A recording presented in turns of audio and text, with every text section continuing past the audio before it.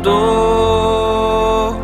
योग्य हमको बना तेरी सेवा में।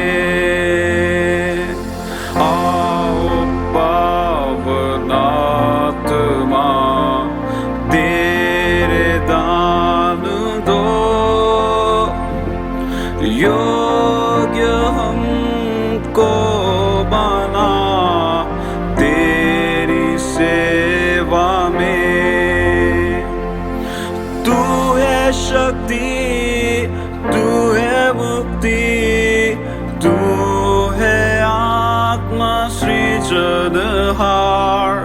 तू है शक्ति, तू है मुक्ति, तू है आत्मा सृजनहार। आओ पावन आत्मा तेरे दान दो।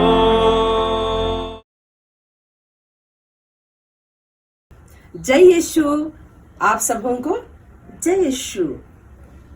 आइए ख्रिस्त में मेरे प्यारे भाइयों और बहनों, आज हम सबसे पहले अपने सर्वशक्तिमान पिता ईश्वर को उसके द्वारा प्रदान की गई महिमामय और गरिमामय दिवस के लिए हम तहे दिल से धन्यवाद करते हैं।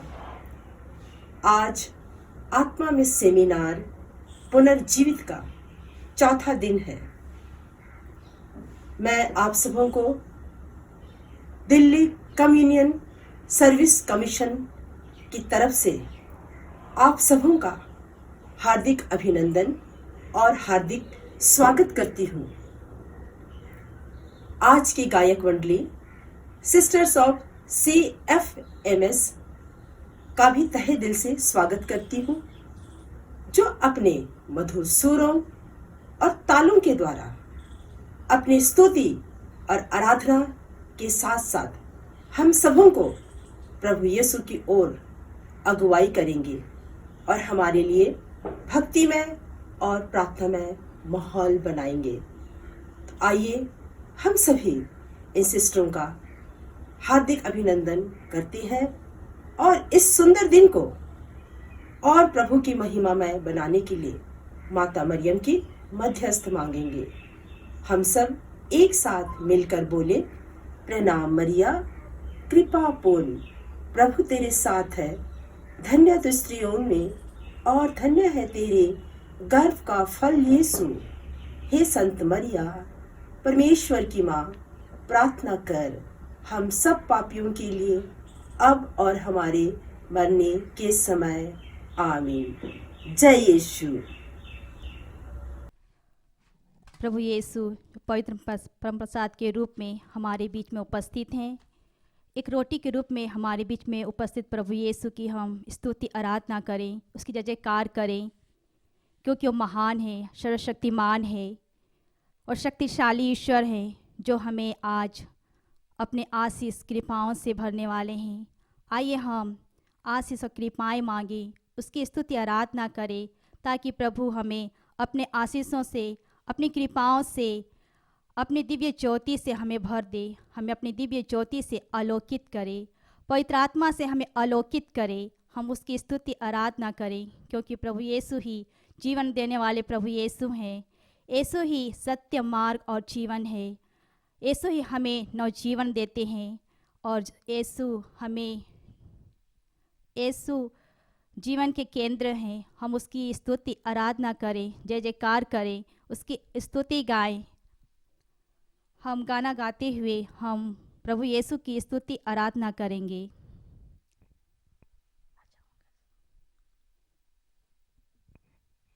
मेरे पास ही रहना प्यारे यीशु, तुझ बिन मैं जी ना पाऊंगा। मेरे पास ही रहना प्यारे यीशु, तुझ बिन मैं जी ना पाऊंगा। हालेलुया, हालेलुया,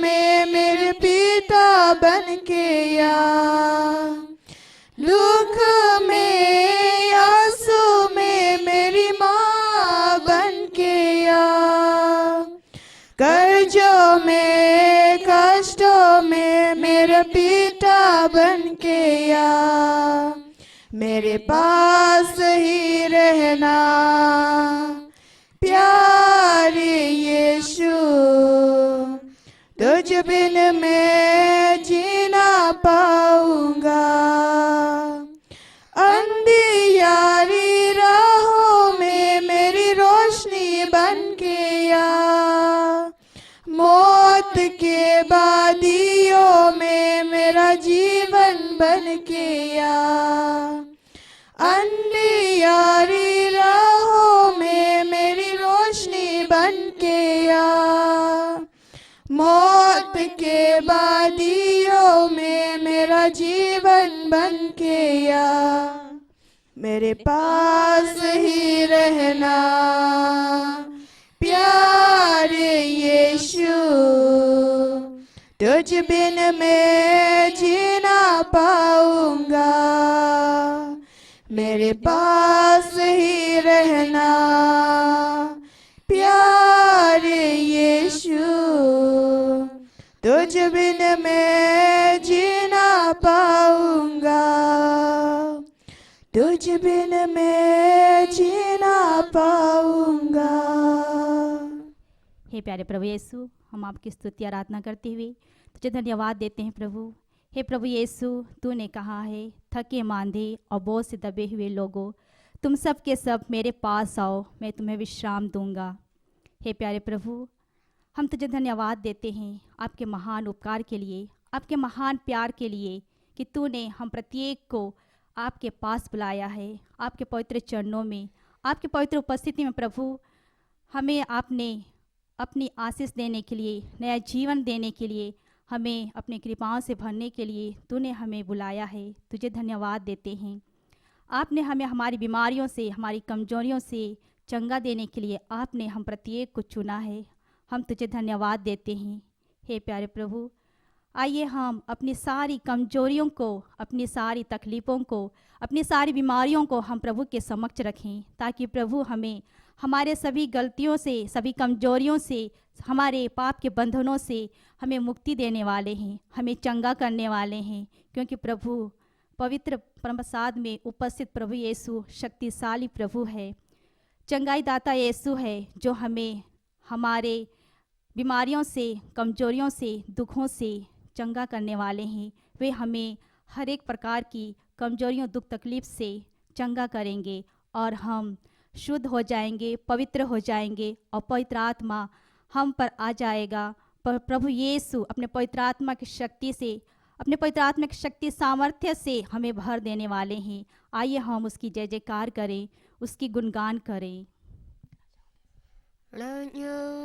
राजा यीशु हालेलुया, प्रभुओं का प्रभु यीशु हालेलुया, राजाओं का राजा यीशु हालेलुया, प्रभुओं का प्रभु यीशु हालेलुया, जीवन देने वाला यीशु हालेलुया, जीवन देने वाला यीशु हालेलुया, मुक्ति देने वाला यीशु हालेलुया, मुक्ति देने वाला यीशु हालेलुया, राजाओं का राजा यीशु हालेलुया, प्रभुओं का प्रभु यीशु हालेलुया, राजाओं का राजा यीशु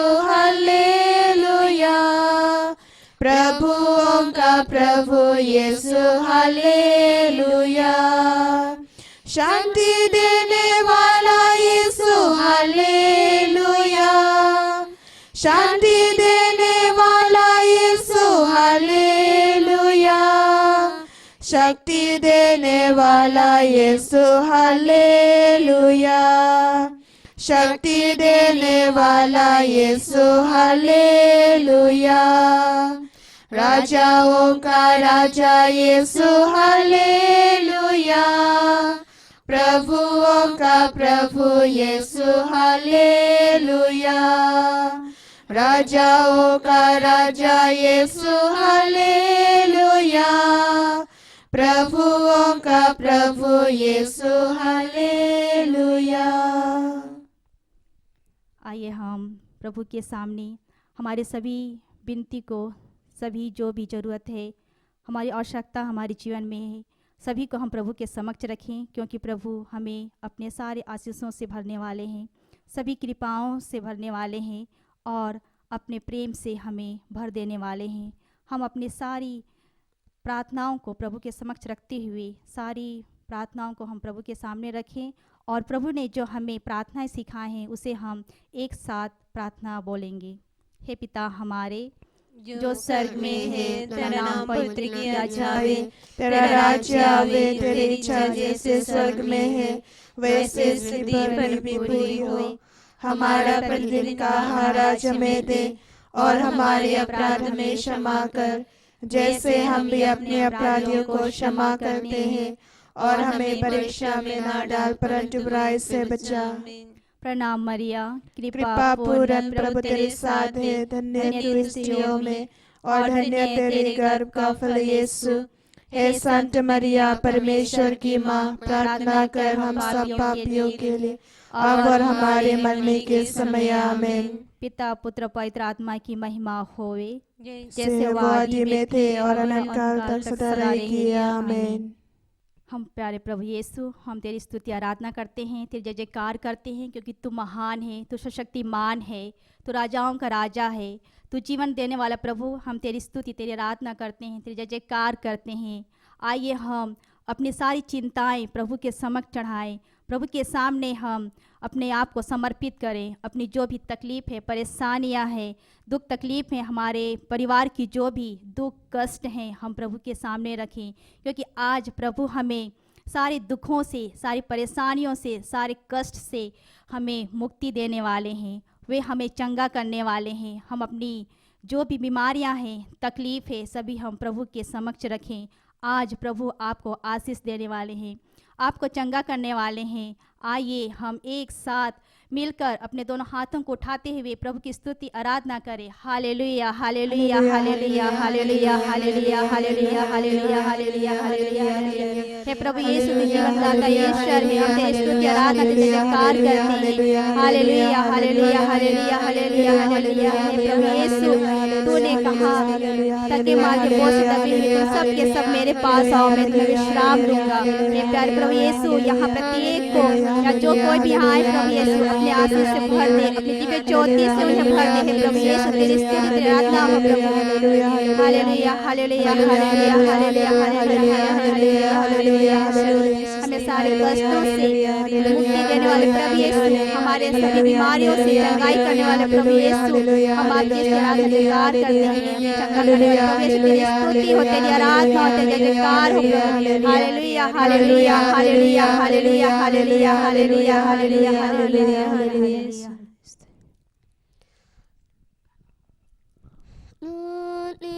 आराधना ऊपर जाती है, आशीष लेकर नीचे आती है। स्तुति आराधना ऊपर जाती है, आशीष लेकर नीचे आती है। प्रभु हमारा कितना महान, देखो हमसे करता है प्यार। प्रभु हमारा कितना महान, देखो हमसे करता है प्यार।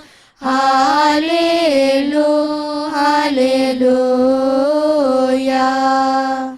Hallelujah hallelujah. विनती और प्रार्थना ऊपर जाती आशीष लेकर नीचे आती है, विनती और प्रार्थना ऊपर जाती है, उत्तर लेकर नीचे आती है। प्रभु हमारा कितना महान, देखो हमसे करता है प्यार। प्रभु हमारा कितना महान, देखो हमसे करता है प्यार। Hallelujah, hallelujah.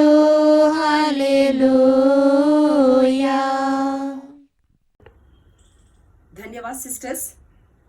आइए हम महिमा में स्तुति और आराधना के लिए CFMS की धन बहनों का अपने अपने हृदय की गहराइयों से धन्यवाद करते हैं, जिन्होंने हमारे लिए इस समय भक्तिमय और प्रार्थनामय माहौल बनाया है। धन्यवाद सिस्टर्स।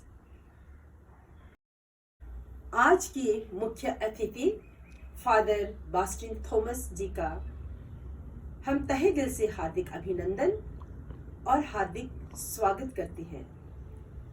आदरणीय फादर बास्टिन थॉमस एक सलीसियन प्रीस्ट हैं और इस समय गुजरात में एक पैरिश प्रीस्ट के रूप में कार्यरत हैं।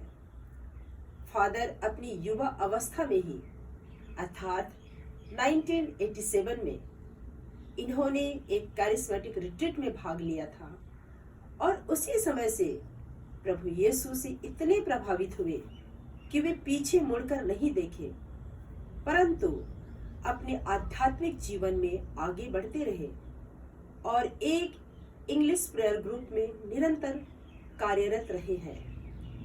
इनके बाद फादर ने अपनी बुलाहट को पहचाना है और सलेसियन सेमिनरी ज्वाइन की है। आज फादर बास्टिन थॉमस जी हमारे बीच में एक पवित्र पुरोहित के रूप में उपस्थित हैं।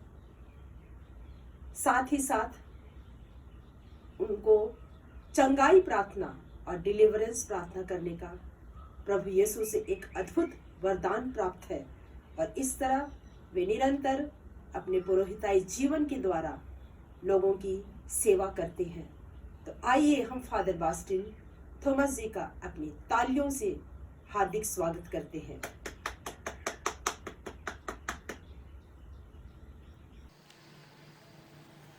क्रिस्त मेरे प्यारे भाई और बहनों, ईश्वर का रीत और दुनिया के रीत दोनों अलग है। कोई हमें तकलीफ दे तो कहा जाता है ईंट का जवाब हम पत्थर से देंगे।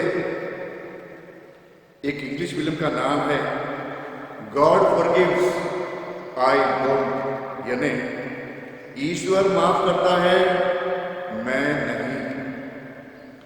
पुराना विधान बाइबल में कहा गया है आंख के बदले आंख, दांत के बदले दांत।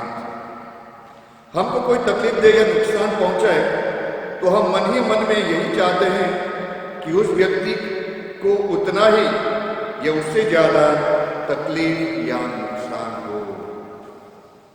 लेकिन प्रभु यीशु कहते हैं मत्ती 5:22 में, परंतु मैं तुमसे यह कहता हूं जो अपने भाई को क्रोध करता है वह कचहरी में दंड के योग्य ठहराया जाएगा।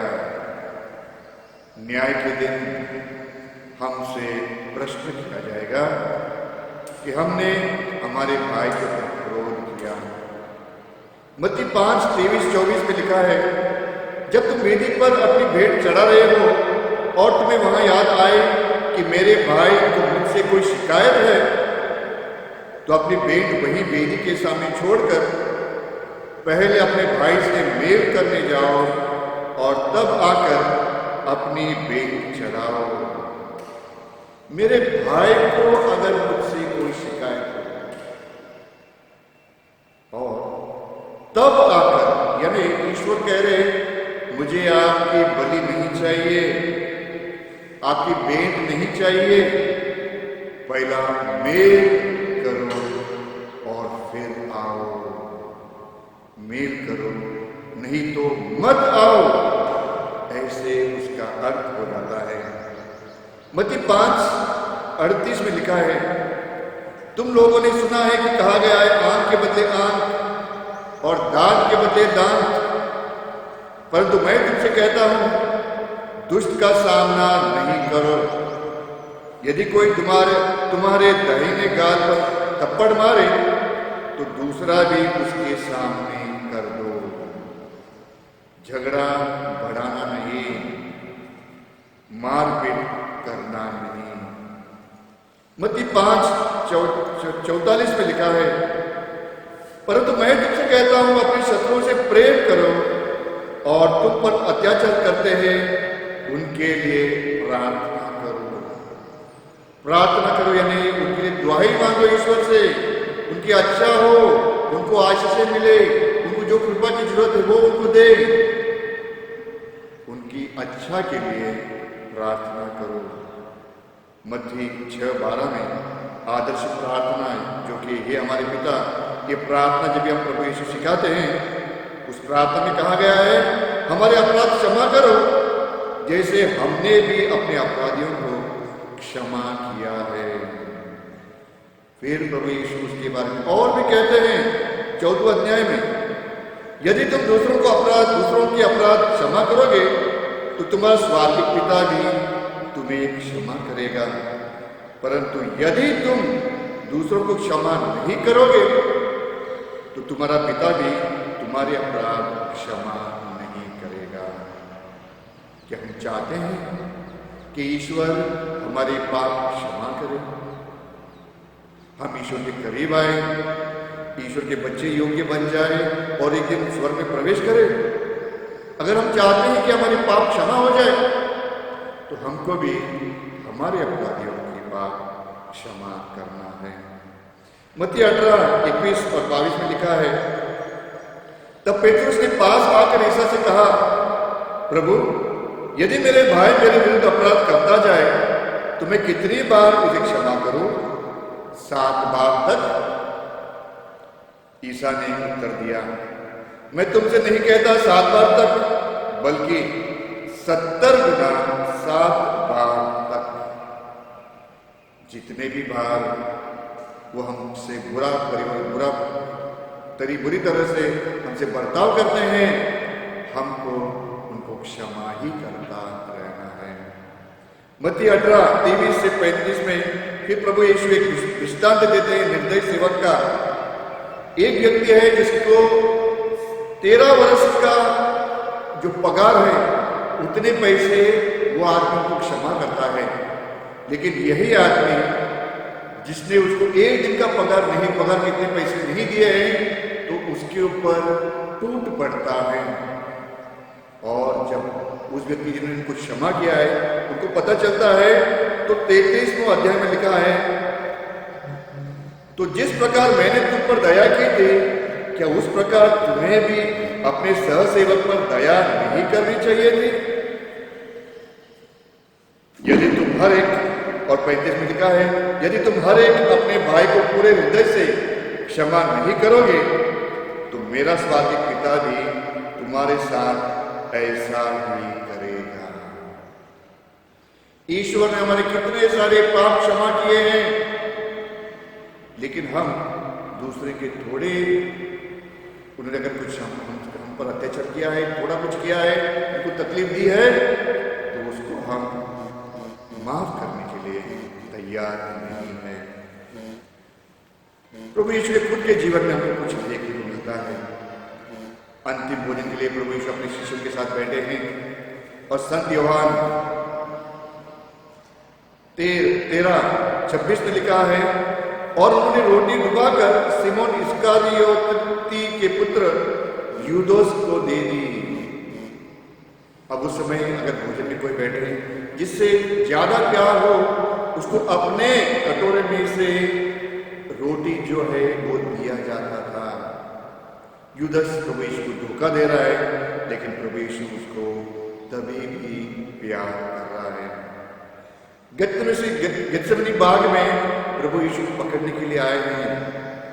यूदस वहां आए हैं और मत्ती 26:50 में लिखा है, ईसा ने उससे कहा, मित्र, जो करने आए हो कर लो। उस समय भी प्रभु यूदस को मित्र कह करके बुलाते हैं। लूकस 22:50 में लिखा है, वही गेत्सेमनी में उनसे एक ने प्रधान याजक के नौकर पर प्रहार किया और उसका दाहिना कान उड़ा दिया। प्रभु यीशु को पकड़ने के लिए आए हैं। उसमें एक शिष्य पेतरस ने उसका कान उड़ा दिया, लेकिन यहां पर लिखा प्रभु यीशु क्या कहते हैं, किंतु यीशु ने कहा, रहने दो, बहुत हुआ। उसका कान छूकर उन्होंने उसे अच्छा कर दिया।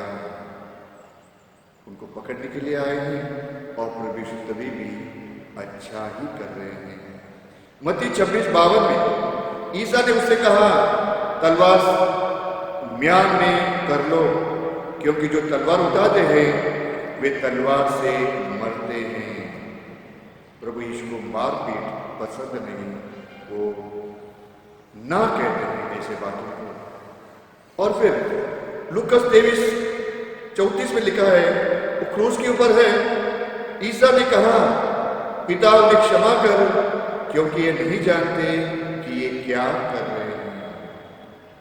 प्रभु यीशु के पूरा जो खून है वो बह चुका है और सभी उनके मजाक उड़ा रहे हैं, उनको तकलीफ हो रहा है, बहुत दुख दे रहे हैं, तभी भी उनका उनके प्रति प्रेम ही है।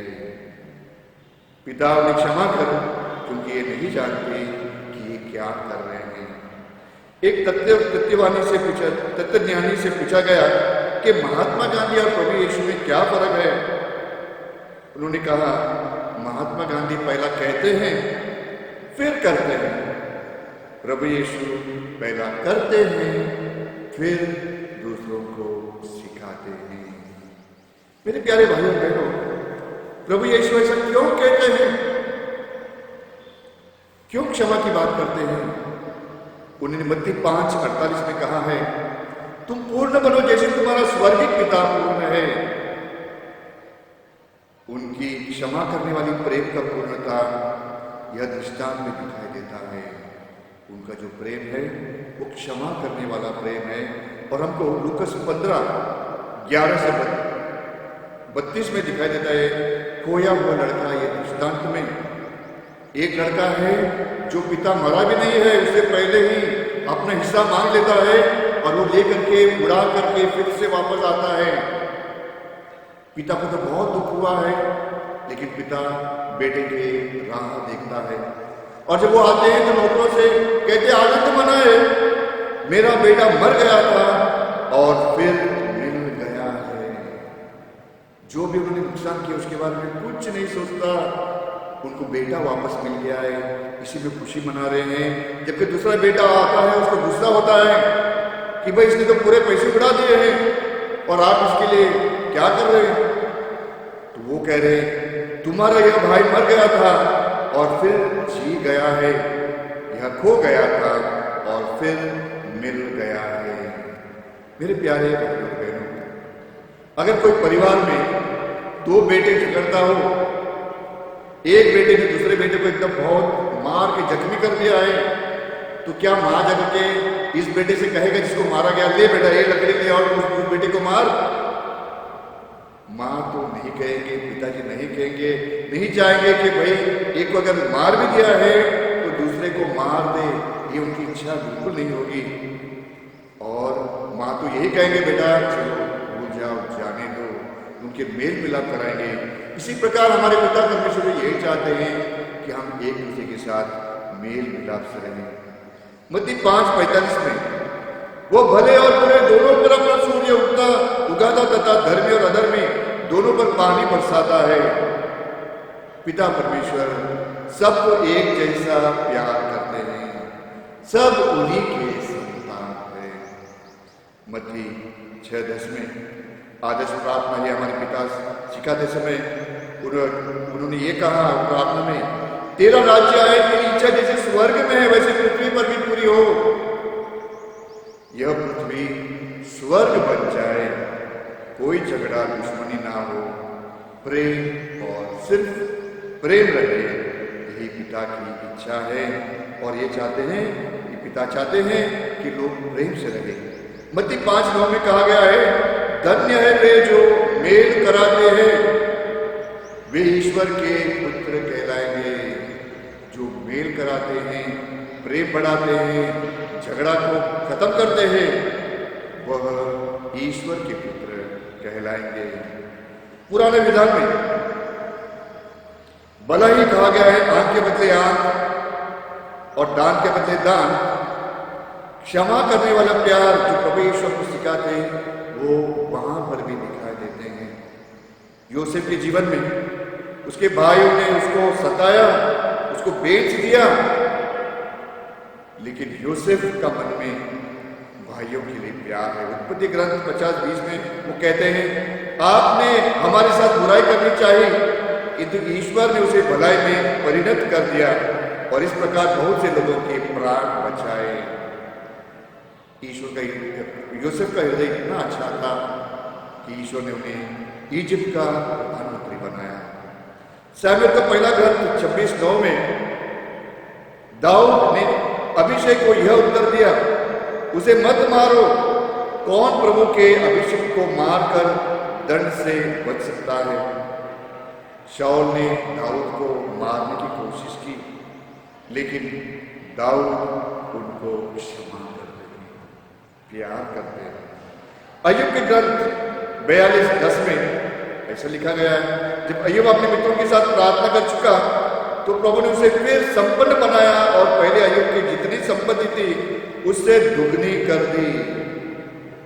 उनके दोस्त उनके बुरे हालत में उनके विरुद्ध बोल रहे थे, लेकिन अय्यूब का मन उस समय भी इतना अच्छा था कि उन्होंने अपने दोस्तों के लिए प्रार्थना किया और ईश्वर ने उनके हृदय को देखा और उनको दुगना संपत्ति दी।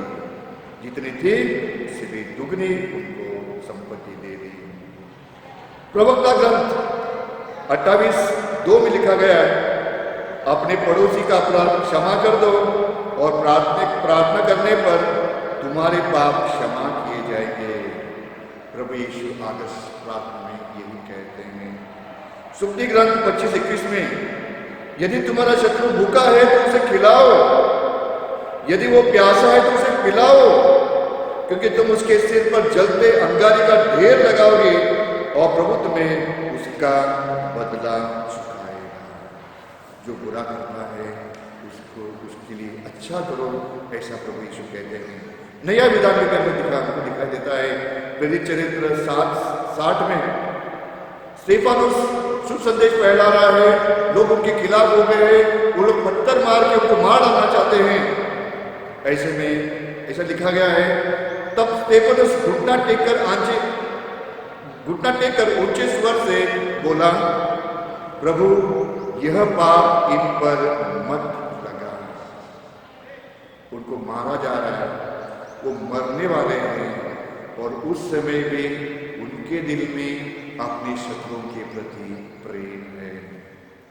कुरिन्थियों का पहला पत्र 4:12 में संत पौल कहते हैं, लोग हमारा अपमान करते हैं और हम आशीर्वाद देते हैं। लोग हमारा अपमान करते हैं और हम आशीर्वाद देते हैं। इफिसियों के पत्र में 4:26 में संत पौल कहते हैं, यदि आप क्रोध हो जाए तो उसे इस कारण पाप न करें। किसने आपको दुखाया है, आपको गुस्सा आ गया है, उसको बढ़ावा देना नहीं, उससे ज्यादा पाप करना नहीं। उन्होंने तो पाप किया आपको दुखा के, आप और पाप करना नहीं। तिमोथी का दूसरा पत्र में 2:24 में संत पौल कहते हैं, प्रभु के दास को झगड़ालू नहीं बल्कि मिलनसार और सहनशील होना चाहिए। प्रभु यीशु की अच्छी साक्षी बनना है। इब्रानियों के पत्र 10:30 में ऐसा लिखा गया है, प्रतिशोध मेरा अधिकार है, मैं ही बदला चुकाऊंगा। ईश्वर कहते हैं प्रतिशोध करना मेरा काम है। ईश्वर प्रतिशोध उसके मन परिवर्तन से करा सकते हैं। वो व्यक्ति जो हमको तकलीफ दे रहे उसके मन परिवर्तन करा के कर सकते हैं, जैसे कि सौल को पौल में ईश्वर ने बदल दिया। एक तरफ वो अत्याचार कर रहा था किसी के ऊपर, ईश्वर ने उसके मन में परिवर्तन लाया और वो ईश्वर के शिष्य बन गए। क्षमा करना कोई आसान काम नहीं है मेरे प्यारे भाई और बहनों, इसलिए हमको ईश्वर की कृपा की जरूरत है। एक पेरिस में मिशन चल रहा था और पेरिस प्रीस्ट ने उस प्रचारक को, उस फादर को एक घर में बुलाए, उस घर में ले गए। उस परिवार का एक व्यक्ति को, एक सदस्य को कत्ल किया गया था और कत्ल करने वाले व्यक्ति उनके पड़ोस के घर में ही रहते थे। फादर उस प्रचारक को उस घर में ले गए और फिर जो पड़ोस के जो परिवार है उस परिवार को भी बुला लिया वहां पर। वह आए और प्रचारक प्रार्थना करने लगे और सभी की आंखों से आंसू आने लगे। उन्होंने क्षमा किया और दोनों परिवारों में मेल मिलाप हुआ।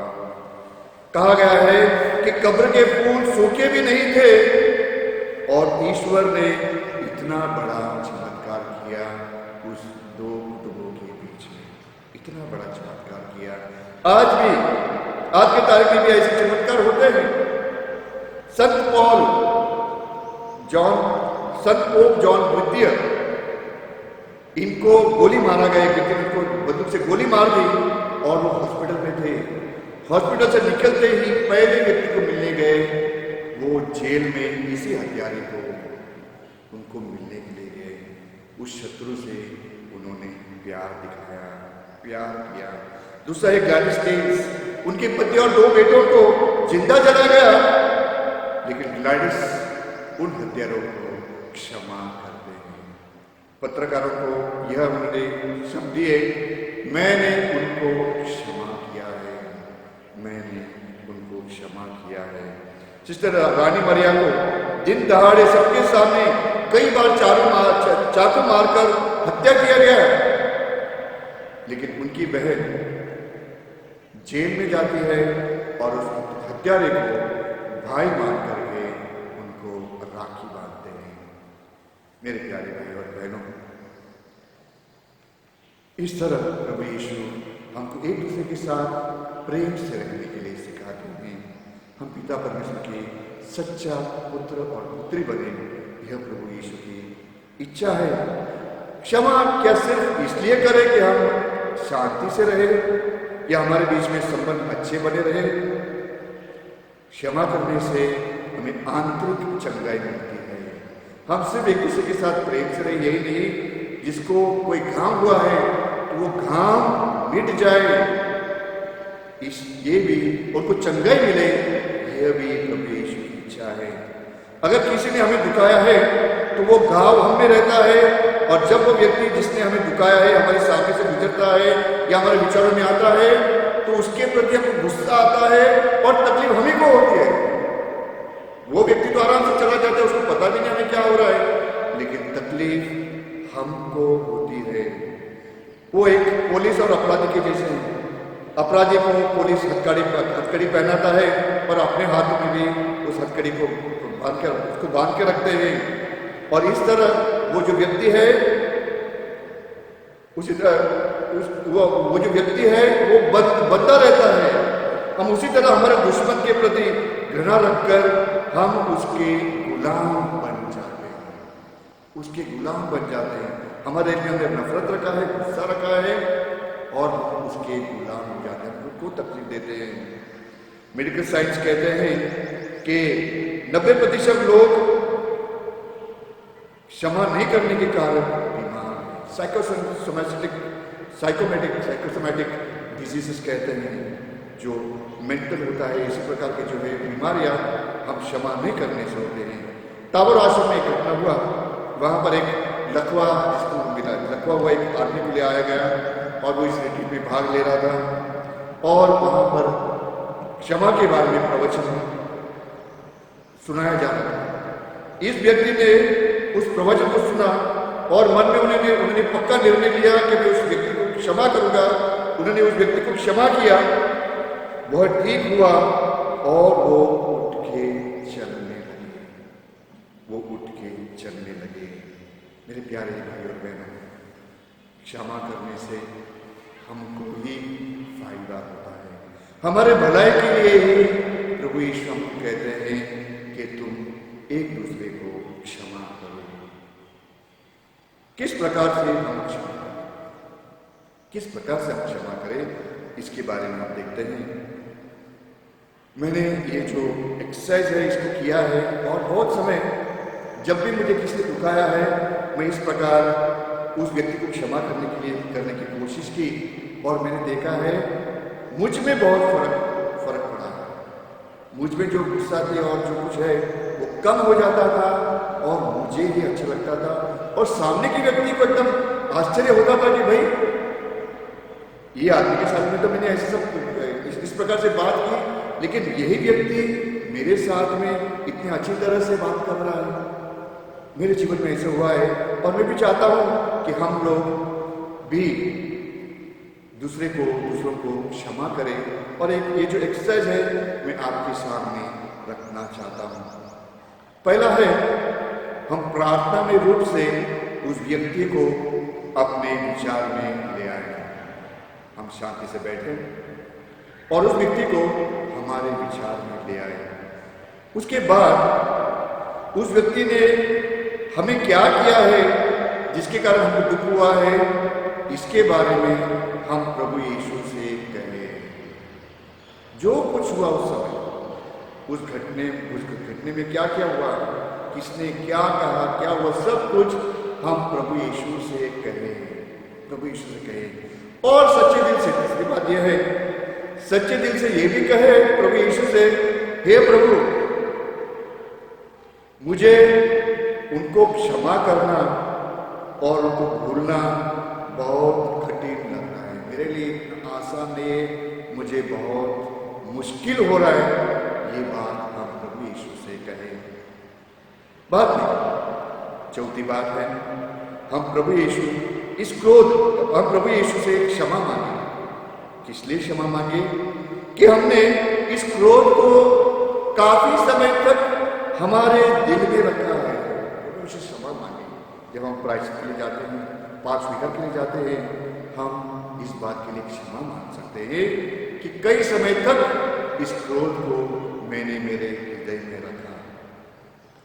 इसके लिए हम क्षमा मांगे। और पांचवी बात है, अगर हमने उनको श्राप भी दिया है या ऐसा हमने चाहा है हमारे दिल में कि उसका बुरा हो जाए, वो संकट में आए, वो बहुत तकलीफ से गुजरे, जिस तरह मुझे तो तकलीफ हुआ है उससे ज्यादा उसको तकलीफ हो, अगर इस प्रकार के विचार अगर हमने हमारे दिल में लाया है तो उसके लिए भी हम ईश्वर से क्षमा मांगे, ईश्वर से क्षमा मांगे।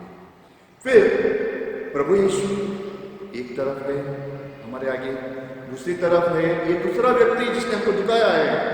फिर उस व्यक्ति की तरफ मुड़ जाओ और उनसे कहे जो तकलीफ उन्होंने तुम्हें दिया है उनसे इसके बारे में बातें करो। उस व्यक्ति से कहे भाई तुमने मुझसे ऐसा कहा था और मुझे ऐसा ऐसा तकलीफ हुआ है। हम उस व्यक्ति को ये सब बातें बताए जो उस समय हमको लगा था, हम किस प्रकार से देखें और हम किस प्रकार से उसको महसूस किया, तकलीफ हुआ, ये सब बातें हम उस व्यक्ति से कहें। उसके बाद में हम प्रभु यीशु के नाम में उस व्यक्ति को बिन शर्त, कोई भी शर्त रखा बगैर उनको क्षमा करें। उनसे कहे प्रभु यीशु के नाम में कोई शर्त रखा बगैर, बिना कोई शर्त से मैं आपको क्षमा करता हूं। ऐसे करने के बाद फिर अपने विचार में देखेंगे, हमारे विचार में हमको क्या देखना है। हमको इस प्रकार देखना है प्रभु यीशु एक तरफ है जिसको हमने सब कुछ बताया, दूसरी तरफ ये व्यक्ति है जिसको हमने सब कुछ बताया। इससे पहले अब उस व्यक्ति से हम उनके बारे में भी बात करें।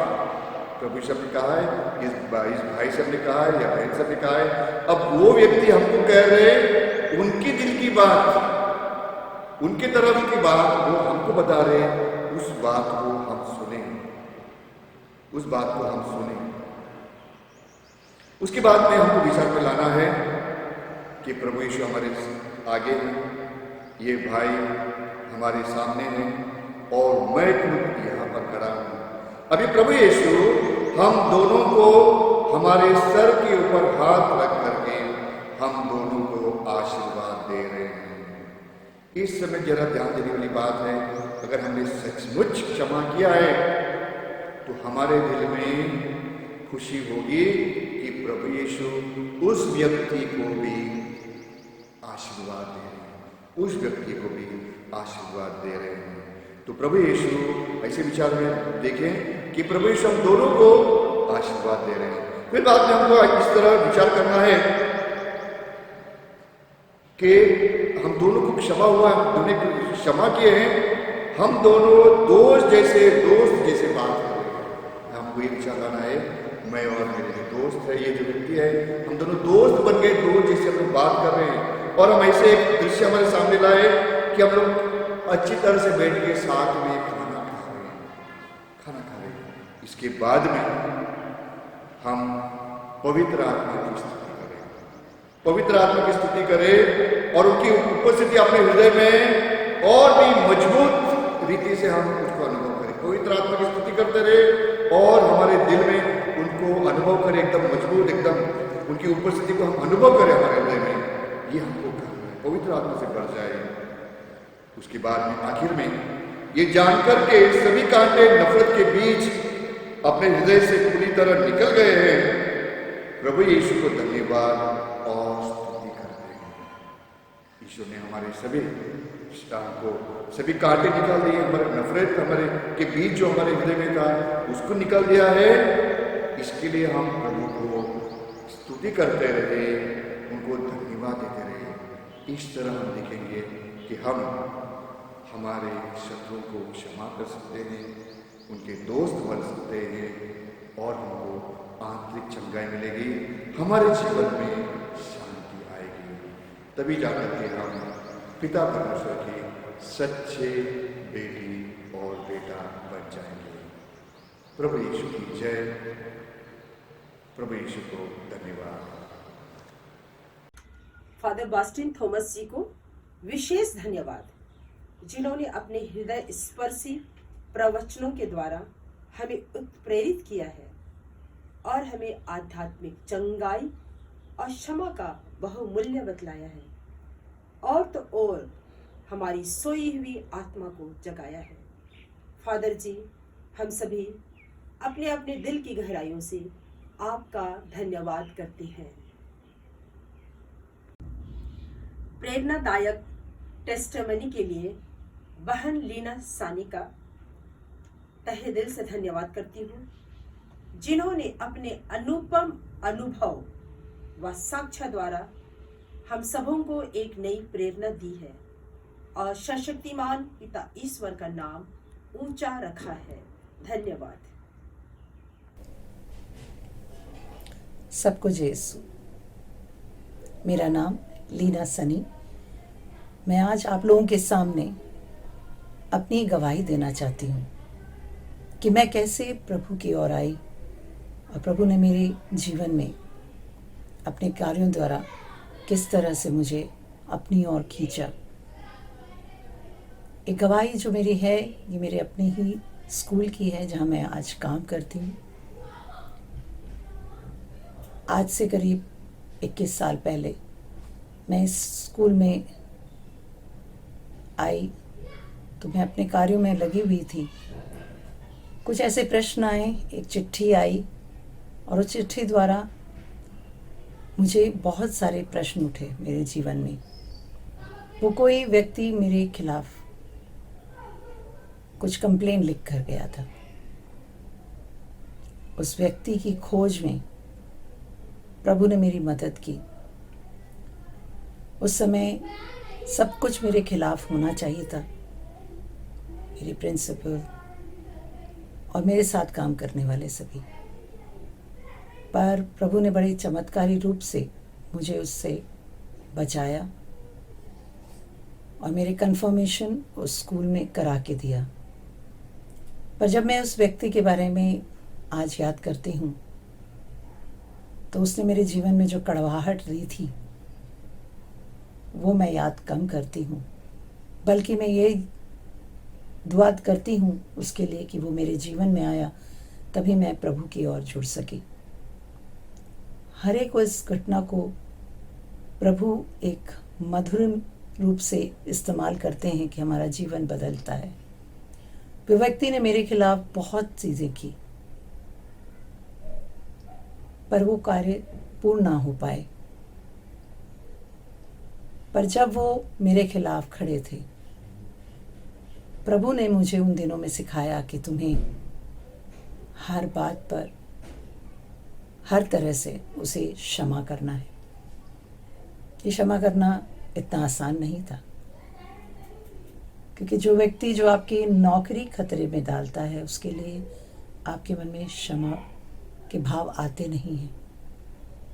पर क्योंकि मैं प्रभु के साथ जुड़ी हुई थी, करिश्माई प्रार्थनाओं में जुड़ी हुई थी, वहाँ जो प्रभु अपने वचनों से मुझे निखार रहे थे, तो मैं उस बात को गहराई से समझी और मैंने माफ़ करने की ठानी। आसान नहीं था, पर मैंने प्रभु से शक्ति मांगी और मैं उन्हें माफ़ कर सकी। उनकी हर एक बातों को मैं माफ़ कर सकी। प्रभु ने वहाँ तक नहीं रखा, उस व्यक्ति के लिए प्रार्थना करना भी सिखाया। वो व्यक्ति विशेष आज मेरे साथ स्कूल में नहीं है, पर जब वो व्यक्ति स्कूल से गया तो भी मेरे मन में एक दुख थी, पीड़ा थी, क्योंकि मैं उसके खिलाफ कुछ भी हो ऐसा नहीं चाहती थी।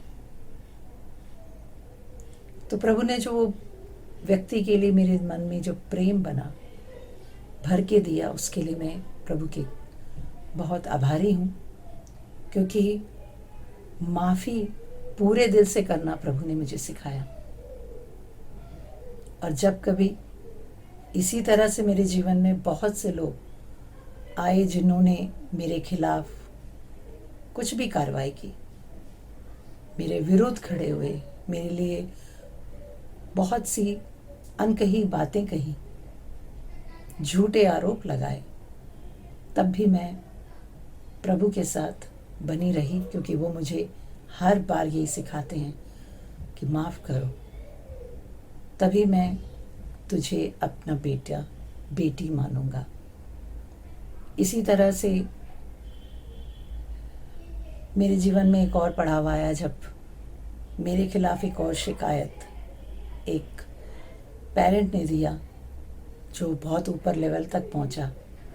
इन्वेस्टिगेशन भी होने की पूरे आसार दिख रहे थे, पर क्योंकि मैंने प्रभु के प्रेम को चख लिया था और माफ़ी करने से मेरे जीवन में अच्छाई आएगी, मैं मान चुकी थी और जान चुकी थी, मैंने वही कदम उठाया जो प्रभु ने कहा, माफ़ करना है।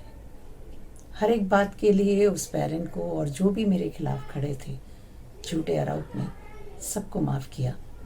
ना वो कमेटी बैठी, ना वो इन्वेस्टिगेशन हुआ, और आज 21 साल से मैं उसी स्कूल में निरंतर काम कर रही हूँ, खुश हूँ और प्रभु को बहुत बहुत जय जयकार देती हूँ, महिमा करती हूँ कि उनके अनुग्रह के बिना मैं आज जहाँ मैं हूँ वहाँ ना होती। कि मेरे जीवन में भी एक बहुत बड़ा परिवर्तन था। मैं आज बहुत लोगों को कहती हूँ, जो आप आज मुझे देखते हैं, मैं वो नहीं थी। मेरे जीवन में, मेरे स्वभाव में बहुत तो नहीं, पर बहुत थोड़ा बहुत जो बदलाव आया है, वो प्रभु ने इसी प्रकार किया है। और आगे भी प्रभु मुझे इसी तरह उनके रास्ते में चलाएंगे। और माफ़ करना जो सिखाया, उसके लिए प्रभु को तहे दिल से धन्यवाद दूंगी। आते हैं प्रॉब्लम्स, क्षमा करने का दान जो प्रभु ने बहुत रूप से, बड़े रूप से जो तोहफा मुझे दिया है, उसके लिए मैं प्रभु को कोटि कोटि धन्यवाद देती हूँ। और आपसे भी अपील करती हूँ कि प्रभु ने कहा, अपने समान अपने दुश्मन को प्रेम करो, जो तुम्हारे खिलाफ खड़ा है उसे, उसके लिए प्रार्थना करो, उसकी सुख की कामना करो, और सब कुछ जो विरुद्ध है वो तुम्हारे लिए बन जाएगा, तुम्हारा साथ देंगे। ऐसा ही हुआ मेरे साथ और ऐसा ही आपके साथ भी होगा। यही प्रार्थना के साथ जय यीशु।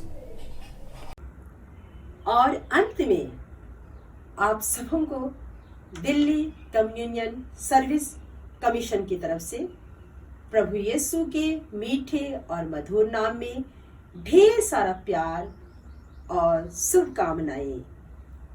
आप सबों को प्रभु यीशु की आशीष, कृपा और अनुग्रह मिलती रहे।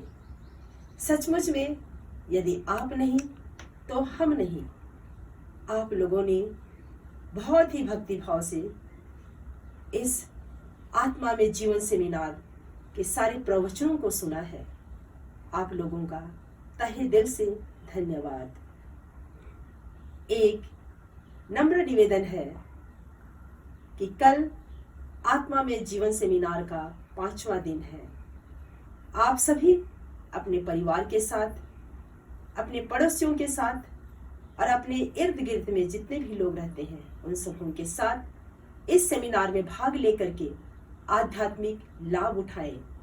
जिन भाई बहनों को इनके बारे में नहीं मालूम है उन्हें भी सूचित करें और उत्साहित करें कि प्रभु यीशु का प्रवचन सुने और अधिक से अधिक लाभ उठाएं।